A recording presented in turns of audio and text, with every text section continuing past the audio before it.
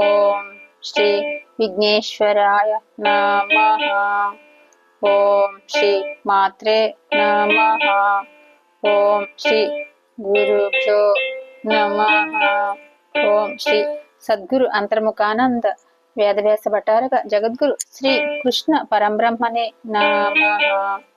శ్రీమద్దేవి భాగవత మహత్యం భాగం 243 అధ్యాయం 243 భాగం ఏకాదశ స్కందము 7వ అధ్యాయం. ఇప్పుడు వరకు రుద్రాక్షల గురించి చెప్పుకున్నాం కదా. ఇప్పుడు ఇంకా భూత శుద్ధి గురించి చెప్తున్నారు. నారద, సదాచారంలో భాగంగా ఇప్పుడు భూత శుద్ధి గురించి చెబుతున్నాను, శ్రద్ధగా ఆలకించు. మూలాధార చక్రం నుంచి మేల్కొని సుషుమ్నా మార్గం ద్వారా బ్రహ్మరంధ్రానికి చేరుకునే కుండలిని పరదేవతను ఒక్కసారి స్మరించు. సాధకుడు హంస మంత్రంతో జీవుణ్ణి బ్రహ్మలో అనుసంధాస్తాడు.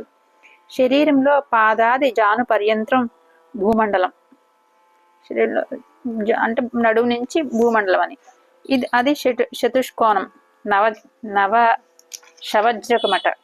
లం బీజాఢ్యం స్వర్ణవర్ణం, జాన్వాది నాభి పర్యంతం అంటే ఇంకా నాభి వరకు, అక్కడి నుంచి నాభి వరకు జలమండలం, అది చంద్రార్ధ నిపం. పద్మ ద్వయాంకితం వంబీజం యుక్తం శ్వేతవర్ణం, నాభి మొదలు హృదయ పర్యంతం అగ్నిమండలం, అది త్రికోణం. స్వస్తికాన్వితం రంబీజం యుక్తం, అక్కడ రక్తవర్ణం. ఇంకా హృదయం నుంచి భ్రూమధ్య పర్యంతం వరకు వాయుమండలం, అది వృత్తాకారం. షడ్బిందులాంచితం ఎం బీజయుతం, అక్కడ ధూమ్రవర్ణం, అది భ్రూమధ్యం నుంచి బ్రహ్మరంధ్రం పర్యంతం ఆకాశమండలం, అది వృత్తాకారం. స్వచ్ఛం మనోహరం హం బీజయుక్తం.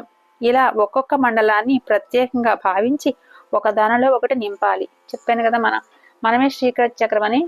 భూమిలో జలం, జలంలో అగ్ని, అగ్నిలో వాయువు, వాయువులో ఆకాశం నింపి ఆకాశాన్ని అహంకారంలో, అహంకాకృతిని మహాతత్వంలో, మహాతత్వాన్ని ప్రకృతిలో, ప్రకృతిని మాయలో, మాయను ఆత్మలో ఆవిర్భవింప చేయాలన్నమాట. మళ్ళీ చెప్పనా, భూమిలో జలం, భూమి నుంచి కింద భూమి నుంచి జలంలోకి వెళ్ళాం, జలంలోంచి అగ్నిలోకి, అగ్నిలోంచి వాయువులోకి, వాయువులో నుంచి ఆకాశంలోకి నింపేసి ఆకాశాన్ని పూర్తిగా అహంకారంలో, అహంకారంలో నింపి అహంకృతిని మహాతత్వంలో, మహాతత్వాన్ని ప్రకృతిలో, ప్రకృతిని మాయలో, మాయను ఆత్మలో చేయాలన్నమాట. అప్పుడు సాధకుడు శుద్ధ సమిన్మయుడవుతాడు. అయ్యాక వామకుక్షిలో ఉండే పాప పురుషుని స్మరించాలి. నల్లగా అంగుష్ట పరిమాణంలో ఉంటాడు. బ్రహ్మ హత్య శిరసుగా, సువర్ణస్థేయం బాహులుగా, మదిరాపానమే హృదయంగా, గురుపత్ని సంగమే కటి ప్రదేశంగా, పాతకి స్నేహాలు పాదద్వయంగా, ఉపపాతకాలు మస్తకంగా, ఖడ్గ చర్మధరుడై అధోముఖుడై దుస్సహంగా ఉంటాడు పాపపురుషుడు. కిందకి ప్రాణం వెళ్తున్నప్పుడు ఇవన్నీ అన్నట్టుమాట. వాయు బీజ స్మరణతో చూసారు, ఇక్కడ కూడా వాయు బీజ స్మరణతో అంటే వాయు ప్రాణాపానం సమానిక్తం చేస్తే పైకి తీసుకురావాలన్నమాట. వాయు బీజ స్మరణతో మహావాయువును సృష్టించి ఈ పాపపురుషుణ్ణి ఎండగట్టాలి.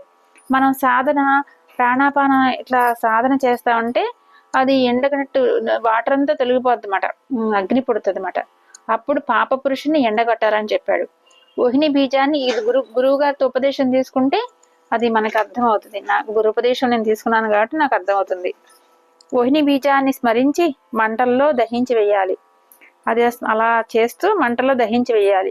ఆ బూడిదను కుంభకం ద్వారా స్వ శరీరం నుంచి వెలుపలికి నెట్టి వాయు బీజ రేచనతో పోగుపెట్టి సుధాబీజ స్మరణతో తడిపి భూబీజ స్మరణతో ముద్ద చేసి ఆకాశ బీజ స్మరణతో ఆ బంగారు ముద్దను అద్దంలా విశుద్ధపరిచి మూర్ధాది పాద పర్యంతం అన్ని అవయవాలకు పులుముకోవాలి. మనకి అట్లా పైకి వెళ్ళితే అక్కడ మనకి తాలువుల్లో మంచిగా వాటర్ పడుతూ ఉంటుంది. అట్లా అక్కడ మనకి ఇక్కడ ఎక్కువ తలుచుకున్నా సరే అక్కడి నుంచి వాటర్ వస్తూ ఉంటుంది. పరమాత్మ గురించి ఎక్కువ తెలుసుకున్నా అప్పుడు అన్ని అవయవాల్ని తడుపుతుంది అన్నమాట. అట్లా అటుపైన ఆ భస్మం నుంచి ఆకాశాది పంచభూతాలను పునరుత్పాదన చేసి సోహం మంత్రోచ్చరణతో ఆత్మను హృదయాంబుజంలోకి తీసుకోవాలి. గురువు గారి ద్వారా ఉపదేశం పొందాలి. ఇదంతా కూడా ఇది గురువుగారు ఉపదేశం పొందితేనే అర్థమవుద్ది. సోహం అనేది సోహమేమట, అది అజప గాయత్రి అన్న అదేమట. సోహ మంత్రోచ్చారణతో ఆత్మను హృదయాంబుజంలోకి తీసుకోవాలి. పరపాంగం నుంచి సుధామయమైన కొండలిని జీవాన్ని తెచ్చి హృదయాంబోజంలో సంస్థాపించి మూలాధారంలో ఉండే శక్తిని ధ్యానించాలి.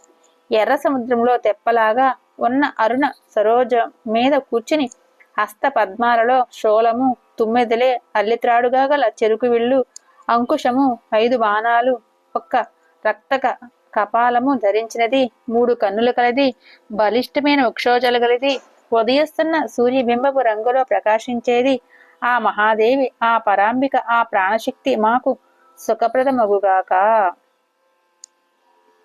పరమాత్మ స్వరూపిణిని, ఆ ప్రాణశక్తిని అలా చూసారా, అలా ప్రాణశక్తిని ధ్యానించి విభూతిని ధరించాలి. విభూతిని ధరిస్తేనే వైదిక సత్కర్మాచరణకు అర్హత అధికారం సిద్ధిస్తుంది. శృతి స్మృతి పురాణాలు చెప్పిన ప్రకారం విభూతిని ఎలా ధరించాలో, ఏ మహాఫలాలు లభిస్తాయో అది కూడా తెలియజేస్తాను, తెలుసుకో. ఇంకా అయిపోయింది. ఇది భస్మధారణ గురించి చెప్తారన్నమాట. ఇంకా అధ్యాయం 7 సంపూర్ణం. 243వ భాగం సంపూర్ణం. ఓం శ్రీ గురుభ్యో నమః. సర్వం శ్రీకృష్ణార్పణమస్తు.